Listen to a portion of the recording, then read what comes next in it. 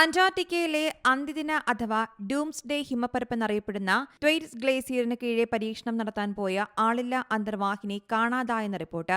നവീന സാങ്കേതിക വിദ്യയിൽ അധിഷ്ഠിതമായ ഉപകരണങ്ങളടങ്ങിയ ഈ അന്തർവാഹിനിയുടെ ഉടമസ്ഥത സ്വീഡനിലെ ഗോഥൻബർഗ് സർവകലാശാലയ്ക്കാണ്. ഹിമപ്പരപ്പിന് താഴെയുള്ള കടലടിത്തട്ടിന്റെയും ഇവിടെയുള്ള ജലത്തിന്റെയും സവിശേഷതകൾ പഠിക്കാനായാണ് അന്തർവാഹിനി ലക്ഷ്യമിട്ടത്. എന്നാൽ ഈ വാഹനത്തിന് എന്തു സംഭവിച്ചു എന്ന കാര്യത്തിൽ വ്യക്തതയില്ല.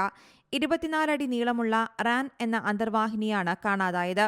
ത്വൈറ്റ്സ് ഹിമപ്പരപ്പിനെ തടഞ്ഞു നിർത്തുന്ന ഒരു വൻ ഐസ് ഷെൽഫ് അഥവാ ഹിമപാളി 5 മുതൽ 10 വർഷത്തിനുള്ളിൽ തകരുമെന്നും ഇത് ലോകവ്യാപകമായ പ്രത്യാഘാതങ്ങളിലേക്ക് നയിക്കുമെന്നും ശാസ്ത്രലോകത്തിന് ആശങ്കയുണ്ട്.